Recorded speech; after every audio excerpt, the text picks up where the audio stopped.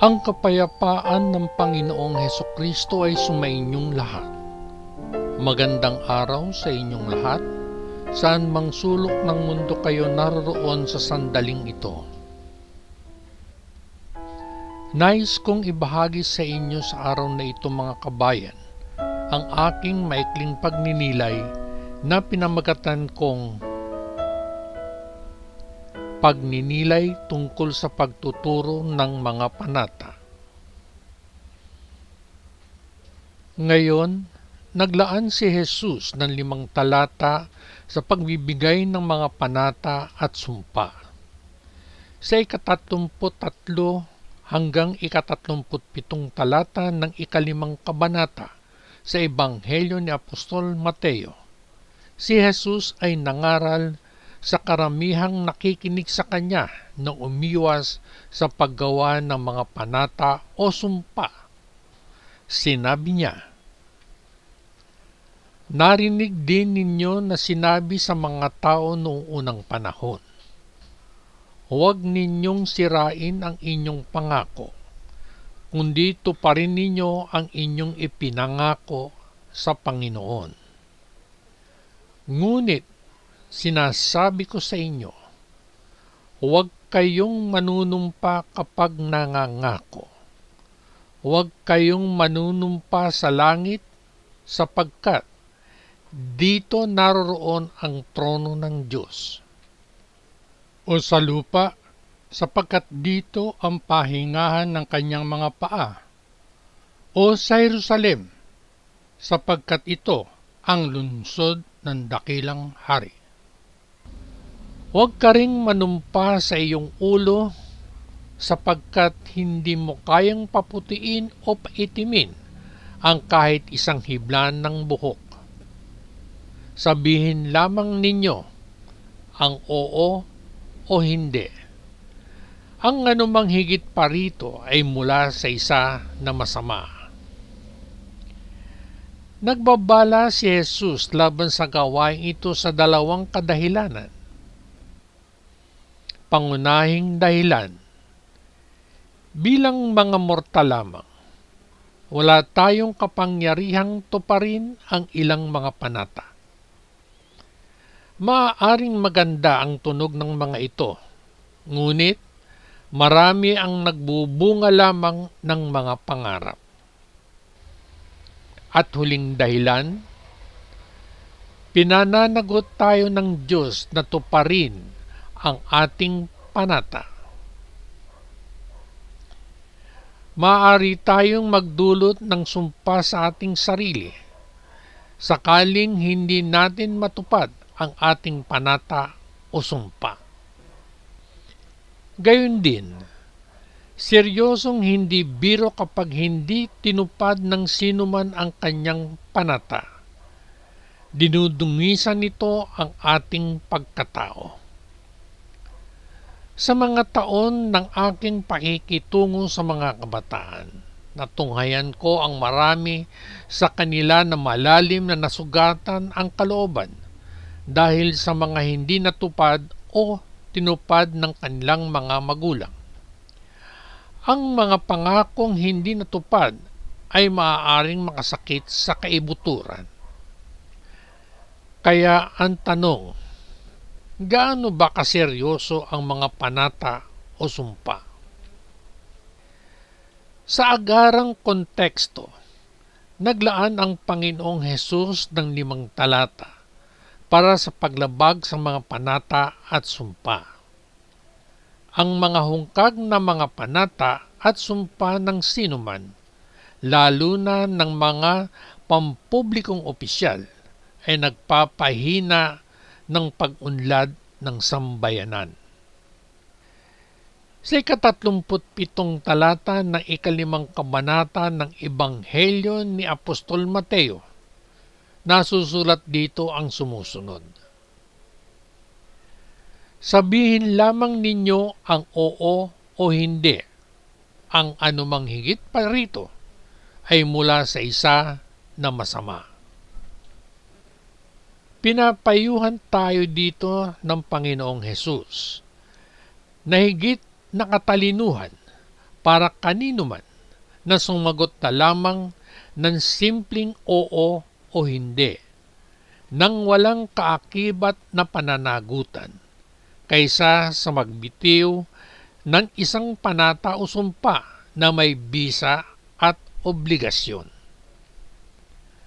Ang mga sumpa o panata ay parang mga kontratang may bisa sa batas. Hindi maaaring talikuran ng mga ito nang walang kaakibat na konsekwensya. Binabalaan tayo ng Panginoong Hesus na huwag nating ilagay ang ating mga sarili sa ganoong kalagayan. Itinuro ng Panginoong Hesus na hindi dapat gumamit ng mga sumpa o panunumpa upang gawing mas kapanipaniwala ang mga pangkaraniwang pangako. Pangunahing matatagpuan sa Sermon sa Bundok, Sanggunian, ang Mateo, 5 kabanata, 33 hanggang 37 talata. Iniutos ng Panginoong Hesus sa kanyang mga tagasunod na hayaan ang kanilang oo ay mga hulugang oo at ang kanilang hindi ay mga hulugang hindi. Sapagkat ang anumang higit pa rito ay nagmumula na sa isa na masama. Sa punto ng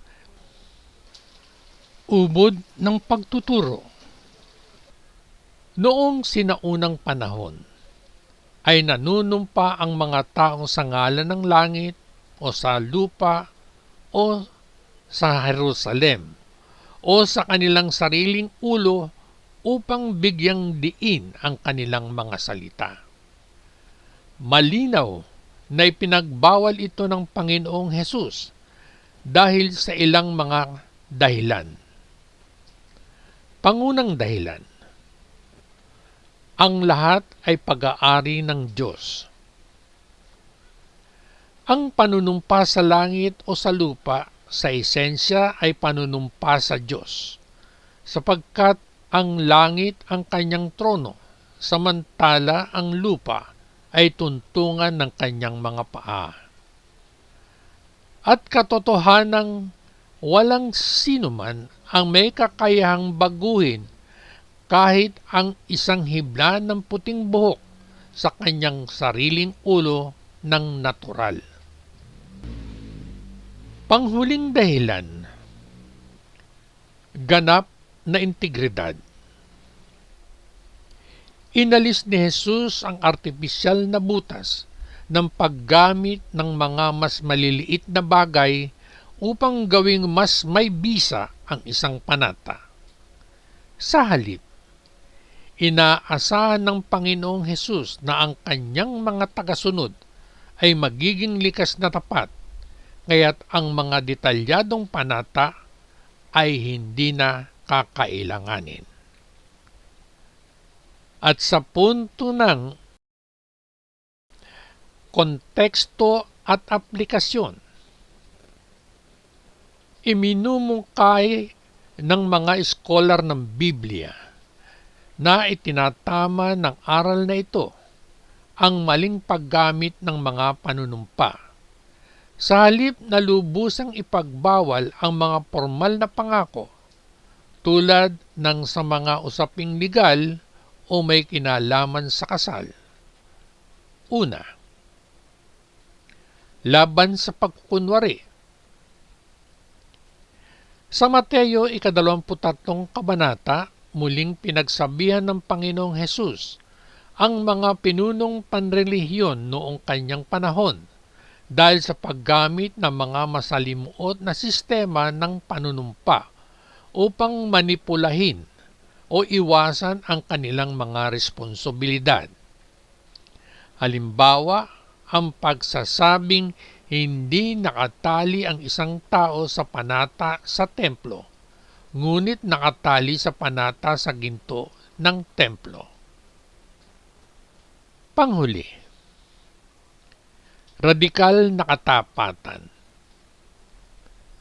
Ang pangunahing layunin ng Panginoong Hesus ay baguhin ang puso. Nais niyang mamuhay ang mga mananampalataya ng may katapatan at talikuran ang mapaninlang na pananalita, mga pahayag na hindi buo ang katotohanan at panlilinlang.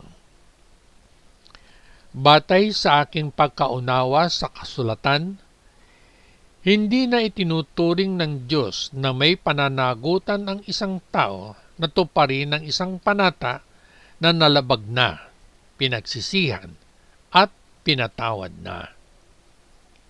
Ang mga pangunahing bahagi ng kasulatan kung saan inihahayag ng Diyos ang kanyang pananaw tungkol sa mga panata ay matatagpuan. Unang sanggunian. Sa aklat ng Levitiko, 27 kabanata. Ikalawang sanggunian. Sa aklat ng mga bilang, 30 kabanata. Ikatlong sanggunian. Sa aklat ng Deuteronomio, 23 kabanata, mga talata 21 hanggang 23. Nakatala dito ang mga sumusunod. Kapag nangako ka sa Panginoon mong Diyos, huwag mong ipagpaliban ang pagtupad dito. Pananagutin ka ng Panginoon sa iyong pangako at kasalanan ang hindi pagtupad dito. Hindi kasalanan ang hindi paggawa ng sumpa sa Panginoon. Ngunit, kung kusa kang gagawa nito, tiyaking tutuparin mo ito. At panghuling sanggunian. Sa aklat ng Ecclesiastes, 5 kabanata, 1 hanggang 7 talata. Nakatala dito ang sumusunod. Mag-ingat sa iyong pagpunta sa templo. Mas mabuting pumunta roon upang matuto, kaysa mag-alay ng mga handog na tulad ng ginagawa ng mga hangal na hindi marunong kumilala sa tama at mali. Pag-isipan mo munang mabuti ang iyong sasabihin at huwag basta-basta mangangako sa Diyos. Nasa langit siya at ikaw ay nasa lupa, kaya huwag magsalita ng higit pa sa kinakailangan.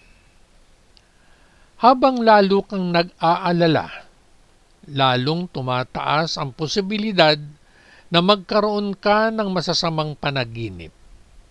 At habang lalo kang nagsasalita, lalong tumataas ang posibilidad na makapagsabi ka ng mga bagay na kahangalan. Kaya kung nangako ka sa Diyos, tuparin mo ito agad-agad. Hindi niya kailangan ang taong hangal. Gawin mo ang iyong ipinangako.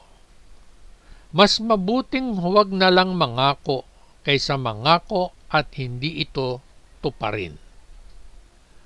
Huwag mong hayaang ang sarili mong mga salita ang magtulak sa iyo sa kasalanan upang mapilitan kang sabihin sa pari ng Diyos na hindi mo naman iyon sinasadya. Bakit mo pagagalitin ang Diyos sa iyo? Bakit mo hahayaang sirain niya ang iyong pinaghirapan?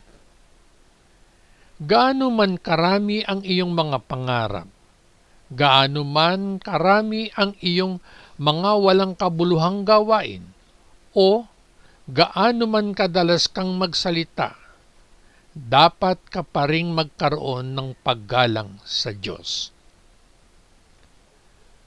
Ang mga espiritual na panata ay taimtim at kusang loob na mga pangakong ginawa ng direkta sa Diyos o sa isang mas mataas na kapangyarihan.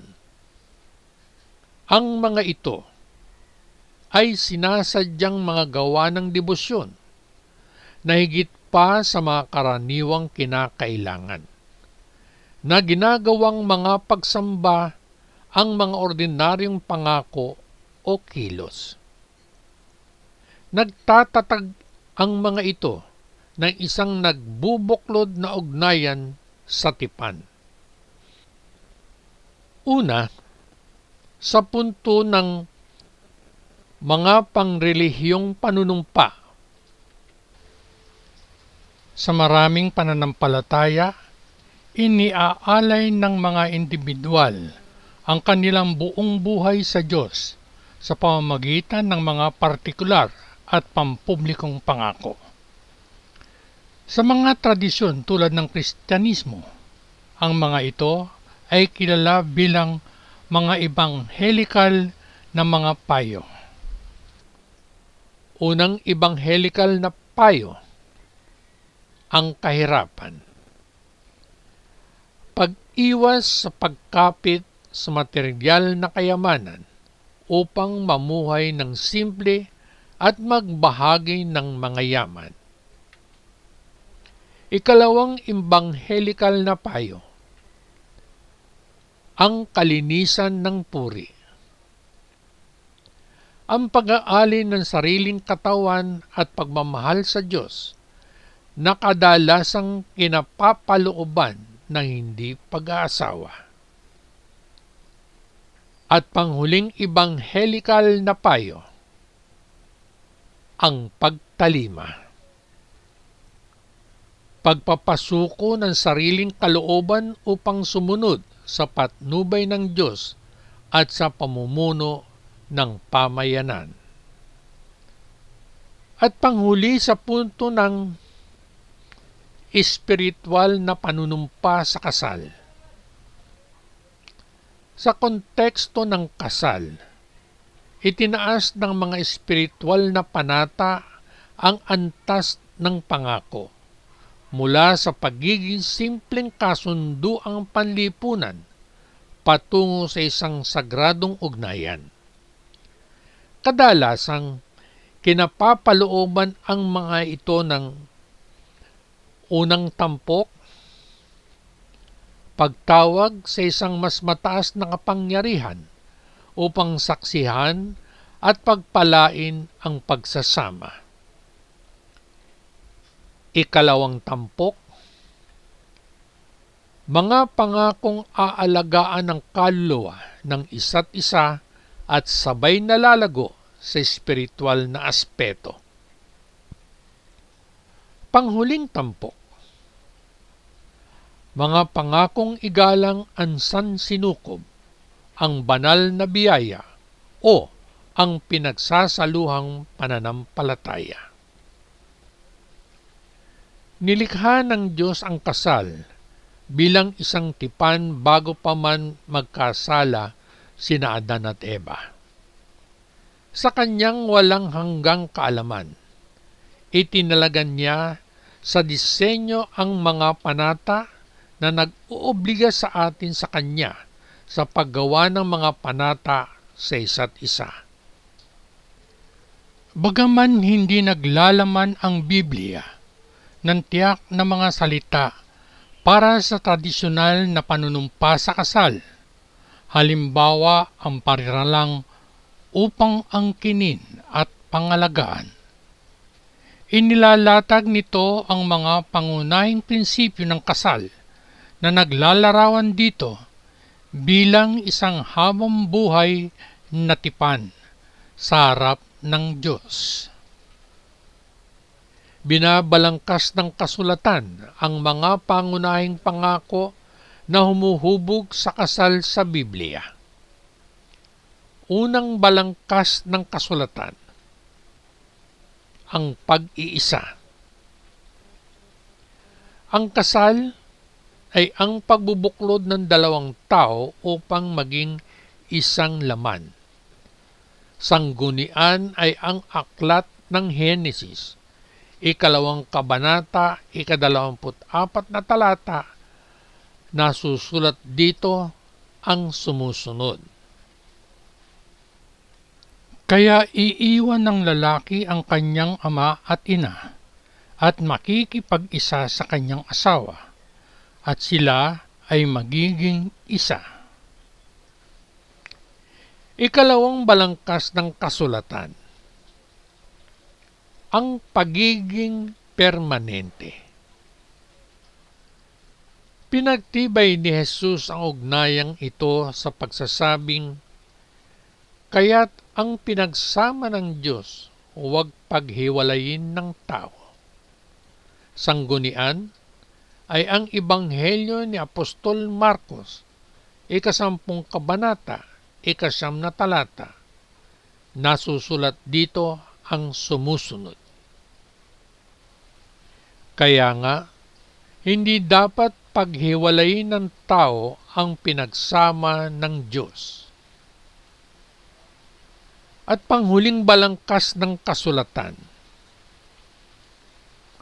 ang utos na magmahal.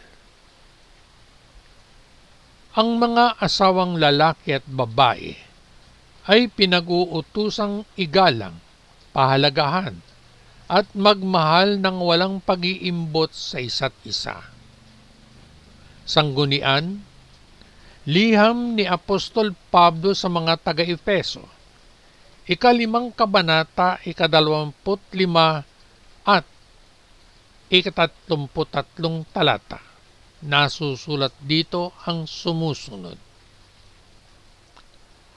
Mga asawang lalaki, mahalin ninyo ang inyong mga asawang babae, gaya ng pag-ibig ni Kristo sa Iglesia at pag-aalay niya ng kanyang buhay para dito.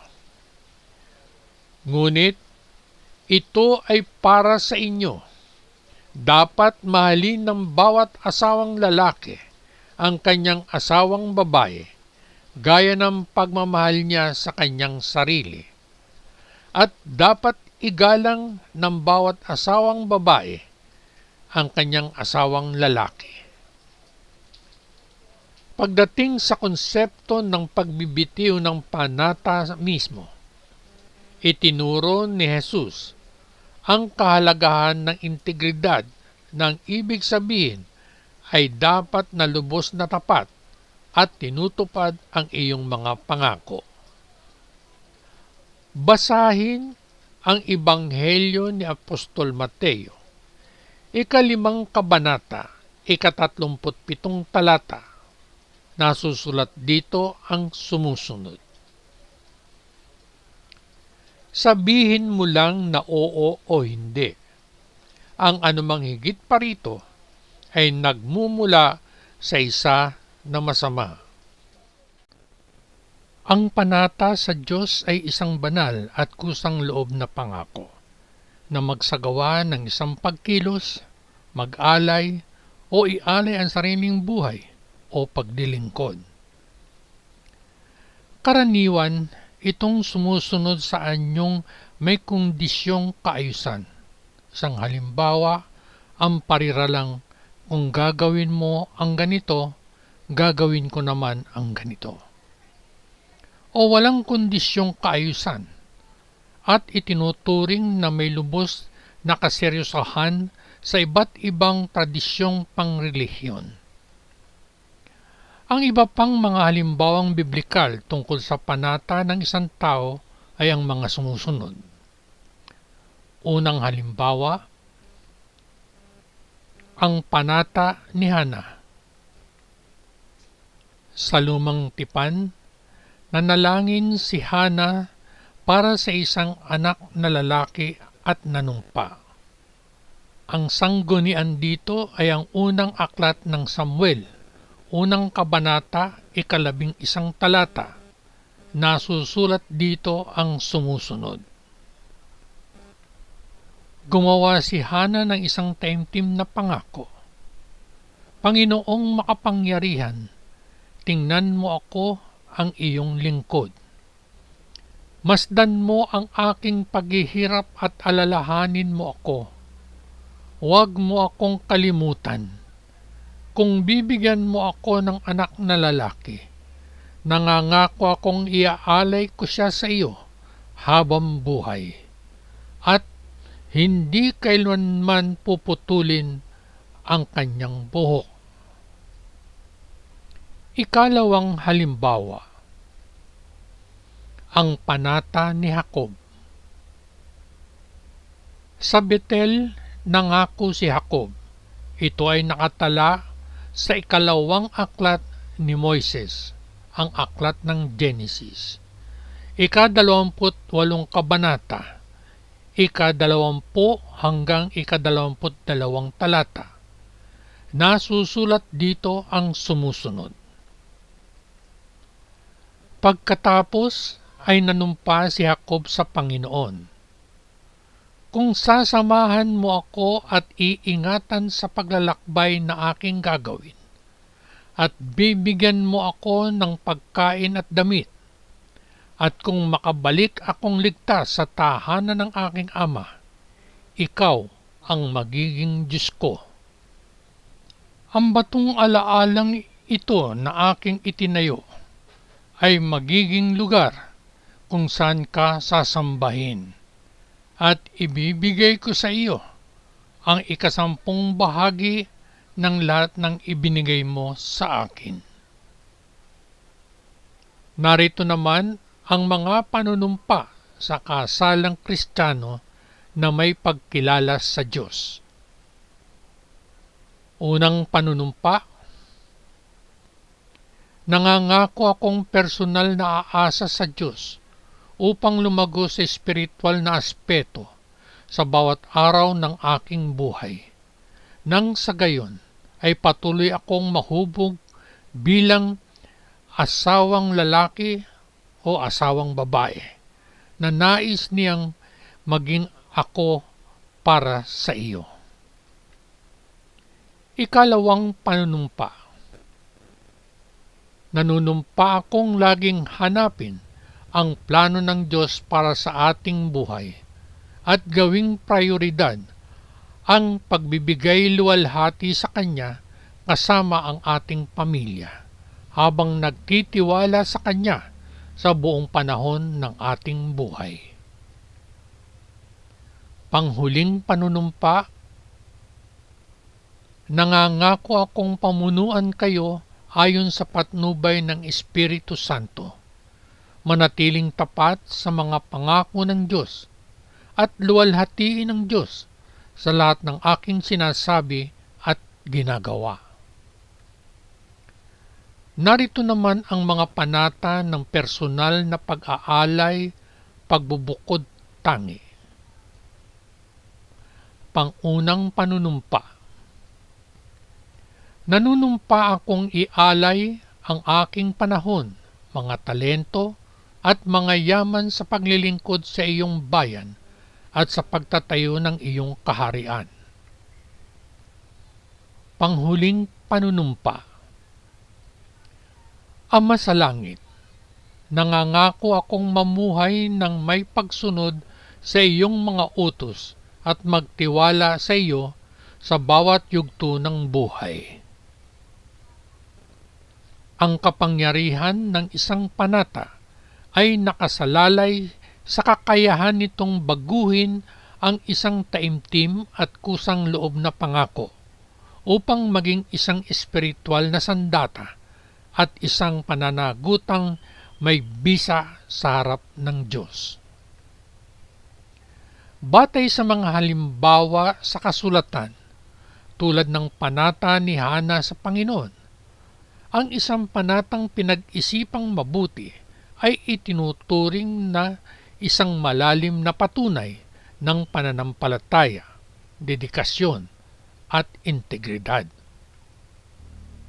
Binibigyan diin ng mga aral na biblikal at teolohikal ang ilang mahalagang elemento hinggil sa kapangyarihan ng isang panata. Ang unang elemento, isang banal na pangako ng kaluluwa. Hindi tulad ng isang sumpa na karaniwang kasunduan o garantiya sa pagitan ng mga tao, ang panata ay direktang nag-uugnay sa Diyos sa usapin. Ito ay isang sinadyang pangako na magsagawa ng isang kilos, mag-alay o ialay ang sarili sa paglilingkod, na kadalasang ginagawa sa mga panahon ng krisis, matinding paghihirap o agarang pangangailangan. Ikalawang elemento, ang obligasyong tumupad. Ang paggawa ng panata ay lubos na kusang loob, ngunit binibigyang diin ng aklat ng Ecclesiastes, 5 kabanata, 4 na talata na nagsasaad ng ganito. Kaya kapag nangako ka sa Diyos, tuparin mo ito agad-agad. Hindi niya kailangan ang taong hangal. Gawin mo ang iyong ipinangako. Hindi nalulugod ang Diyos sa mga pangakong hindi natutupad. Ang mga panata ay dapat harapin ng may lubos na kaseryosohan, sapagkat ang bisa at espiritual na epekto ng mga ito ay nakasalalay ng malaki sa determinasyon ng individual na tuparin ang pangako. Panghuling elemento, espiritual na aktibasyon. Itinuturing ng mga nagsasagawa nito ang panata bilang isang uri ng espiritual na pakikipagkasundo o instrumento upang mawasak ang mga espiritual na kuta. Ang tapat na pagtupad sa panata ay maaaring magdulot ng banal na pagliligtas, magpalalim sa ugnayan ng tao sa Diyos, at magbunga ng mga pagpapala sa panahon ng kagipitan. Sa banal na aklat, ang mga panata ay banal, mga pangakong nagbubuklod ginawa sa Diyos na sumasalamin sa pananampalataya, debosyon at integridad ng isang mananampalataya. Bagaman itinuturo ng mga kasulatan na ang paggawa ng panata ay kusang loob, binibigyang diin ng mga ito na ang pagtupad dito ay isang seryosong obligasyon. Ang pagbali ng panata ay itinuturing na isang mabigat na pagkakasala na itinutumbas sa kahangalan at kasalanan. Ang kahalagahan ng panata o sumpa sa kasulatan ay ang mga sumusunod. Unang kahalagahan, ito ay taimtim na obligasyon. Inilalatag na Mosaic Law ang mga tiyak na tuntunin para sa mga panata at nagpapaalaala na inaasahan ng Diyos na tutuparin ang mga ito ng walang pagkaantala. Sa aklat ng Deuteronomio, 23 kabanata, mga talata 21 hanggang 23, nasusulat ang sumusunod na babalang ito. Kapag nangako ka sa Panginoon mong Diyos, huwag mong ipagpaliban ang pagtupad sa iyong ipinangako. Sisingilin ka ng Panginoon sa iyong pangako, at kasalanan ang hindi pagtupad dito. Hindi kasalanan ang hindi paggawa ng panata sa Panginoon. Ngunit, kung gagawa ka nito ng kusa, tiyaking tutuparin mo ito. Nagbigay dito ng isang babala ang propeta na ang hindi pagtupad sa kusang loob na isinumpa sa Panginoon ay isang kasalanan. Pangalawang kahalagahan, mga gawa ng pananampalataya. Sa buong lumang tipan, ang mga panata ay mga gawa ng pagsambang may malalim na kahulugang teolohikan na isinasagawa sa mga panahon ng kagipitan o petisyon. Narito ang dalawang biblikal na halimbawa. Ipinakikita ng mga ito ang pananalig sa probisyon ng Diyos. Unang halimbawa, ang panata ni Hana. Sa lumang tipan, nanalangin si Hana para sa isang anak na lalaki at nanumpa, ayon sa nakasaad sa 11 talata ng unang kabanata sa unang aklat ni Samuel. Nasusulat dito ang sumusunod. Gumawa si Hana ng isang taimtim na pangako. Panginoong makapangyarihan, tingnan mo ako, ang iyong lingkod. Masdan mo ang aking paghihirap at alalahanin mo ako. Huwag mo akong kalimutan. Kung bibigyan mo ako ng anak na lalaki, nangangako akong iaalay ko siya sa iyo habang buhay at hindi kailanman puputulin ang kanyang buhok. Ikalawang halimbawa, ang sumpa ni Jacob. Nangako si Jacob sa Betel. Basahin natin ang mga talata 20 hanggang 22 ng 28 kabanata ng aklat ng Genesis. Nasusulat dito ang sumpa ni Jacob. At si Jacob ay nanumpa sa Diyos. Kung ikaw ay makakasama ko at protektahan ako sa paglalakbay na aking gagawin, at bibigyan ako ng pagkain at damit, at kung makabalik akong ligtas sa tahanan ng aking ama, ikaw ang magiging Diyos ko. Ang batong alaalang ito na aking itinayo ay magiging lugar kung saan ka sasambahin, at ibibigay ko sa iyo ang 10 bahagi ng lahat ng ibinigay mo sa akin. Ikatlong halimbawa, ang sumpa ng Nazareo. Ang sumpang nakatala sa 6 na kabanata ng aklat ng mga bilang ay isang tiyak na panata, maaaring pansamantala o panghabang buhay, na pagbubuklod at pagtatalaga ng sarili sa Diyos, na nangangailangan ng pag-iwas sa alak, hindi pagputol ng buhok, at pag-iwas sa pakikipag-ugnayan sa mga bangkay. Pangatlong kahalagahan, ang babala laban sa mga padalos-dalos na pangako. Sa 4 at 5 talata ng 5 kabanata ng aklat ng Ecclesiastes, nasusulat ang sumusunod. Kaya kapag nangako ka sa Diyos, tuparin mo ito agad-agad. Hindi niya kailangan ang taong hangal.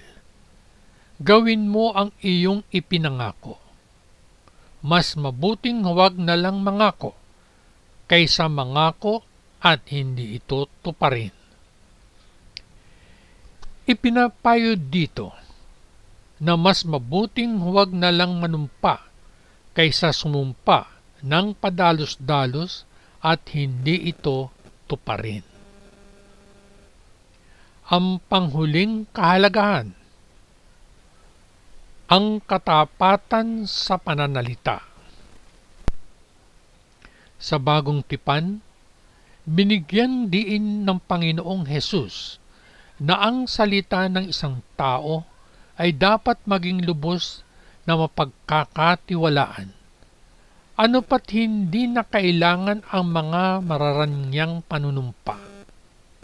Itinuturo na 33 hanggang 37 talata ng 5 kabanata ng Ebanghelyo ni Apostol Mateo ang mga sumusunod. Narinig din ninyo na sinasabi sa mga tao noong unang panahon, huwag ninyong sirain ang inyong pangako, kundi tuparin ninyo ang inyong ipinangako sa Panginoon. Ngunit sinasabi ko sa inyo, huwag kayong manunumpa kapag nangangako. Huwag kayong manunumpa sa langit, sapagkat dito naroroon ang trono ng Diyos, o sa lupa, sapagkat dito ang pahingahan ng kanyang mga paa, o sa Jerusalem, sapagkat ito ang lungsod ng dakilang hari. Huwag ka ring manumpa sa iyong ulo, sapagkat hindi mo kayang paputiin o paitimin ang kahit isang hibla ng buhok. Sabihin lamang ninyo ang oo o hindi. Ang anumang higit pa rito ay mula sa isa na masama. Binigyan diin ng Panginoong Hesus na ang simpleng oo o hindi ng isang mananampalataya ay dapat magtaglay ng bigat at bisa na katumbas ng isang panunumpa. Upang mas maunawaan ang mga detalye at tuntunin ng mga pangakong binabanggit sa banal na aklat, maaari mong suriin ang mga detalyadong tagubilin tungkol sa paggawa ng panata na matatagpuan sa 27 kabanata ng aklat ng Levitiko, o basahin ang paliwanag tungkol sa pagtupad ng mga panata sa 5 kabanata ng aklat ng Ecclesiastes. Malawakang tinatalakay sa banal na aklat ang tungkol sa mga panata sa parehong lumang tipan at bagong tipan, kung saan matatagpuan ang mga pinakadetalyadong tuntunin at batas hinggil dito sa mga aklat ng Levitiko at mga bilang. Narito ang mga pangunahing bahagi ng banal na aklat na tumatalakay sa mga panata at sumpa. Unang pangunahing bahagi, ang batas sa lumang tipan. Unang sanggunian, 30 kabanata ng aklat ng mga bilang. Ito ang pinakakomprehensibong kabanata na tumatalakay sa mga panata. Detalyado nitong inilalahad ang mga tuntunin sa paggawa ng panata, kung ilang mga panata ang automatikong may bisa, at ang mga kondisyon kung kailan may otoridad ang isang ama o asawang lalaki na pawalang bisa ang panatang binitiwan ng isang babaeng nasa ilalim ng kanyang pangangalaga. Ikalawang sanggunian, 27 kabanata ng aklat ng Levitiko. Inilalahad sa kabanatang ito ang mga tuntunin sa pag-aalay sa pamamagitan ng panata ng mga tao, hayop, bahay, at lupain sa Panginoon. Kabilang ang paraan ng pagtubos sa mga ito gamit ang katumbas na halaga ng salapi.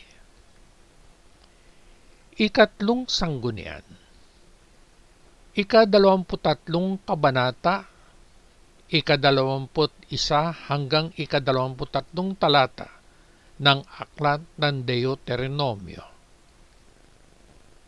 Ipinapahayag dito ang sumusunod. Kapag nangako ka sa Panginoon mong Diyos, huwag mong ipagpaliban ang pagtupad sa iyong ipinangako. Sisingilin ka ng Panginoon sa iyong pangako at kasalanan ang hindi pagtupad dito. Hindi kasalanan ang hindi paggawa ng pangako sa Panginoon. Ngunit, kung kusang loob kang nangako, tiyaking tutuparin mo ito. Ang bahaging ito ay nagbibigay ng mahigpit na babala na ang paggawa ng panata sa Diyos ay isang seryosong obligasyon at ang hindi pagtupad dito ay itinuturing na kasalanan. Ikalawang pangunahing bahagi, ang panitikan ng karunungan. Unang sanggunian,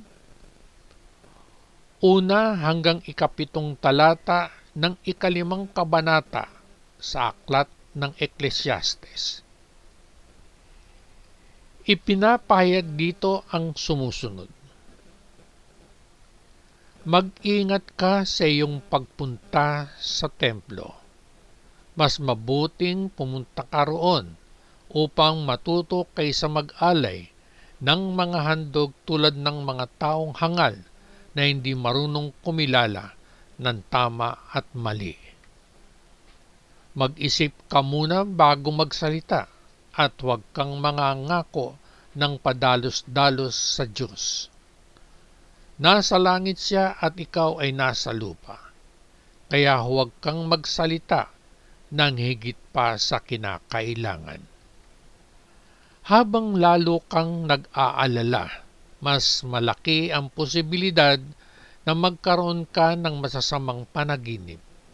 At habang lalo kang nagsasalita, mas malaki ang posibilidad na makapagsabi ka ng mga bagay na walang katuturan. Kaya, kapag nangako ka sa Diyos, tuparin mo ito agad-agad. Hindi niya kailangan ang taong hangal. Gawin mo ang iyong ipinangako. Mas mabuting huwag na lang mangako kaysa mangako at hindi ito tuparin. Huwag mong hayaan ang sarili mong mga salita ang magtulak sa iyo sa kasalanan. Ano pat, mapipilitan kang sabihin sa pari ng Diyos na hindi mo naman iyon sinasadya. Bakit mo pa pagagalitin ng Diyos? Bakit mo hahayaang sirain niya ang iyong pinaghirapan?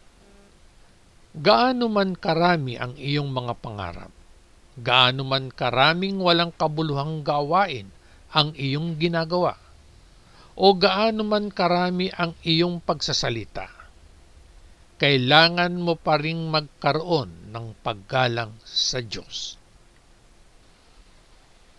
Nagbabala si Haring Solomon sa mga mambabasa na huwag basta-basta o padalos-dalos na gumawa ng mga panata. Ipinapayo niya na mas mabuting huwag na lang gumawa ng panata kaysa gumawa nito at mabigong tuparin ito. Ikalawang sanggunian, 25 talata ng 20 kabanata sa aklat ng Kawikaan. Ipinapahayag dito ang sumusunod. Pag-isipang mabuti bago ka mangako ng iaalay sa Diyos. Maaari mo itong pagsisihan sa bandang huli. Binibigyang diin ng talatang ito ang panganib ng padalos-dalos na pag-aalay ng isang bagay sa Diyos at pagsisisi rito sa kalaunan. Ikatlong pangunahing bahagi, mga aral ni Jesus at ng mga apostol sa Bagong Tipan. Pangunahing sanggunian, 33 hanggang 37 talata ng 5 kabanata ng Ebanghelyo ni Apostol Mateo.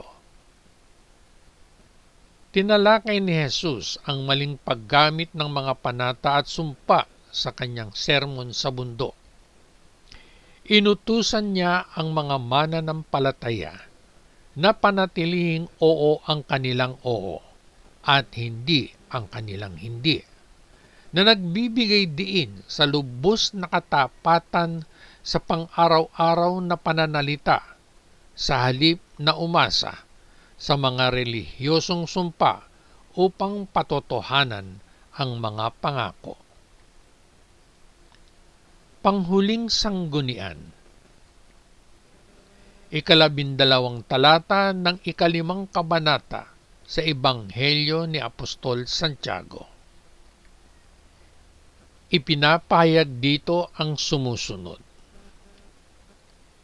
Higit sa lahat, mga kapatid, huwag kayong manunumpa kapag nangangako. Huwag kayong manumpa sa langit, sa lupa, o sa anumang bagay. Sabihin lamang ninyo ang oo, kung oo ang ibig ninyong sabihin, at hindi kung hindi, upang hindi kayo mahatulan ng Diyos. Inulit ni Apostol Santiago ang turo ng Panginoong Hesus na nagbababala sa mga mananampalataya na iwasang manumpa sa pamamagitan ng langit, lupa o ano paman upang hindi mahulog sa pagkukunwari o paghatol. Naniniwala ako sa pagtatakda ng mga adikain. Ngunit hindi ako naniniwala sa paggawa ng nagbubuklod ng mga sumpa, lalo na sa aking kaugnayan sa Diyos. Itinakda ko sa aking sarili ang layuning magbasa ng mga talata o kabanata ng banal na aklat kada araw. Ngunit hindi ko ito ginagawang isang panata o isang sumpa. Nagtakda rin ako ng adikaing gumawa ng video contents tungkol sa aking mga personal na pagninilay ng mabuting balita ng Panginoon. Ngunit, hindi ko rin ito ginagawang panata o sumpa. Sapagkat, batid ko na may mga pagkakataong magkakaroon ng mga pangyayaring labas sa aking kontrol, nahahadlang sa pagkamit ko ng aking mga adikain. Kung sakaling hindi ko matupad na magawa o kaya'y maantala ang aking itinakdang adikain, malaya akong ipagpatuloy ito ng may payapang kalooban sa susunod na mga araw mula sa kung saan ako naantala. Naniniwala ako sa pamumuhay ayon sa biyaya at hindi sa pamamagitan ng mga panunumpang nagtatali. Ang aking kawikaan, gawin ang lahat ng aking magagawa at ipasa Diyos ang natitira. Siya ang aking nakikilala at nalalaman kong may kakayahan, parehong makaalala at tumupad sa ipinangako niya. Ang panata o sumpa ay seryoso at taimtim na pangako. At hindi natin ninanais na gumawa ng panata o sumpa na maaari nating mabali sa huli. Higit pa ang mga ito sa mga karaniwang pangako at hindi kailanman nagiging ganap na pribado ang mga ito. O Panginoon, dalangin ko na bigyan mo ako ng lakas ng pagpipigil sa sarili na manumpa sa ngalan mo, O Diyos ko, o sa langit o sa lupa man, ng anumang bagay na wala akong katiyakang matupad ito. Mga kabayan, ang pagpapala ng presensya ng Espiritu sa ating mga puso ay isang patikim ng mas malalaking pagpapala na ating matatamasa sa pakikipag-isa natin kay Kristo. At tayo ay walang hanggang kaisa ng Diyos Ama sa pamamagitan ng Panginoong Hesukristo. Hindi lang yan, kabayan. Balang araw, magkakaroon tayo ng higit pa. tayo ay mabubuhay sa mismong presensya ng Diyos. May kagalakan tayong naghihintay sa pagdating ng araw na iyon dahil ang ating kinabukasan ay garantisado na. Ikaw kabayan, bukod sa mga mensaheng ito mula sa mabuting balita ng Panginoon, may iba pa bang mensahe sa mabuting balita ang nagpapahayag na may iba pa? Kung meron man, malugod kong pakikinggan kung meron pang iba. At bago ako tuluyang magpaalam kabayan, hayaan mong iwan ko sa iyo ang katanungang ito para iyong pagnilayan sa sarili mo. Pero kung nais mong ibahagi ang iyong pagninilay sa mga kapatid sa pananampalataya, ito ay malugod naming tatanggapin para sa pagpapalago at pagpapatibay ng ating pakikipag-isa sa Panginoong Hesukristo. Narito ang katanungan. Kabayan, dapat ba tayong umiwas na mangako sa ating kapwa o sa Diyos ng mga bagay na wala tayong katiyakang matutupad dito? Idagdag mo rin dito kabayan ang talatang ito mula sa Ebanghelyo ni Apostol Santiago, 5 kabanata, 12 talata. Higit sa lahat mga kapatid, huwag kayong manunumpa kapag nangangako. Huwag kayong manumpa sa langit, sa lupa, o sa anumang bagay. Sabihin lamang ninyo ang oo kung oo ang ibig ninyong sabihin at hindi kung hindi, upang hindi kayo mahatulan ng Diyos. Pangwakas kabayan, iiwan ko sa iyo ang makabuluhang siping ito. Iwasang mangako ng mga bagay na hindi mo kayang tuparin. Hanggang sa muli, patnubayan at pagpalain nawa tayong lahat ng dakilang Diyos Ama sa langit. Sa ngalan ng Panginoong Hesukristo na ating manunubos. Amen. Amen.